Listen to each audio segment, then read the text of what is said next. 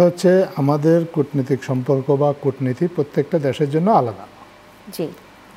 আমরা কোন দেশের বেলায় কোন নীতি গ্রহণ করব, কিভাবে আমাদের কূটনৈতিক কর্মকাণ্ড পরিচালনা করব, সেটা একান্তই বাংলাদেশের বিষয়। ভারত পাকিস্তান সম্পর্কের উপর বাংলাদেশ ভারত সম্পর্ক তো নির্ভর করে না, বাংলাদেশ পাকিস্তান সম্পর্ক নির্ভর করে না। পাকিস্তানের সাথে বাংলাদেশ কী ধরনের সম্পর্ক বজায় রাখবে এটা ভারত ডিকটেট করতে পারবে না।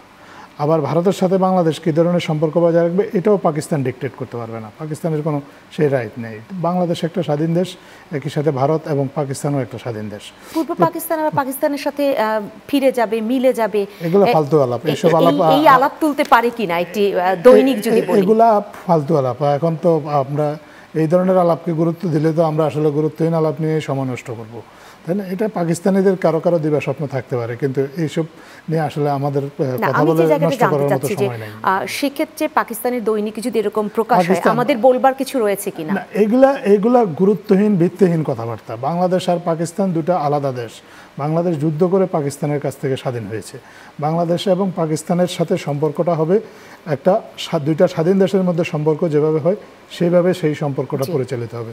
পাকিস্তানিদের সাথে আমাদের কিছু রাজনৈতিক হিসাব নিকাশ আছে, সেগুলো নিয়েও এর আগেও আমরা পাকিস্তানের যখন পররাষ্ট্র সচিব বাংলাদেশে এসেছে আমাদের অন্তর্বর্তীকালীন সরকারের পক্ষ থেকে সেই বিষয়গুলো আমাদের তোলা হয়েছে। আমাদের আউটস্ট্যান্ডিং যে টাকা পয়সা পাওনা দেওয়া এগুলো তোলা হয়েছে। এগুলা এক ধরনের কূটনীতিক একটা আলোচনা, কূটনীতিক পর্যায়ে আলোচনা হয়েছে।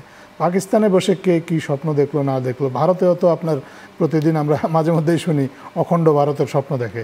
এই জাতীয় গালগপ্পকে আমরা মনে হয় না খুব বেশি গুরুত্ব দেওয়ার কোনো সুযোগ আছে, কারণ আধুনিক বিশ্বে এইসব গালগপ্পের আসলে কোনো স্থান নেই। প্রত্যেকটা দেশ সেক্ষেত্রে ওখানের একটি আর্টিকেল, আমি এটাও একটু স্পষ্টতা চাই, পাকিস্তানে দৈনিকে প্রকাশিত একটি আর্টিকেল আমাদের দেশের কাকে আসলে কোন পদ দেওয়া উচিত ছিল, কতটুকু সম্মানিত করা উচিত ছিল, এই ব্যাপারে কোনো ধরনের বিবৃতি দিতে পারে কিনা সেটা আপনি মনে করেন কিনা? গোলাম আজমের ছেলের কথা বলা হয়েছে। যে প্রথম কথা হচ্ছে যে পাকিস্তানের এই দৈনিক কি বললো না বললো এগুলোকে আমরা খুব একটা গুরুত্ব দিই না। ভারতীয় দৈনিকও তো প্রতিদিন কত তথ্য প্রকাশ করে। এগুলো যখন আপনার মিথ্যা তথ্য প্রকাশ করে, বাংলাদেশকে ঘিরে কোনো প্রপাগান্ডা ছড়ায়, তখন আমাদের সরকারের পক্ষ থেকে আমাদের প্রপাগান্ডার আমরা প্রতিবাদ করি।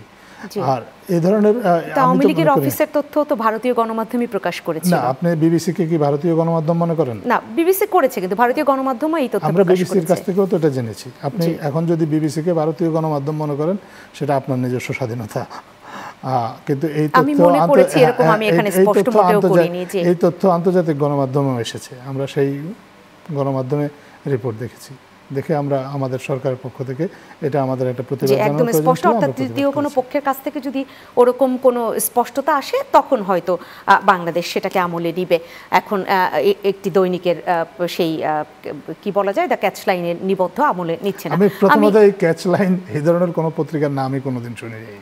এখন কোন পত্রিকা যার প্রচার সংখ্যা আদৌ আছে কি নাই, এটা আদৌ পত্রিকা কিনা নাকি কোনো প্রপাগান্ডা সাইট, এগুলো আমরা জানি না, কারণ এইরকম কোনো পত্রিকার নামই আমরা কোনোদিন শুনিনি।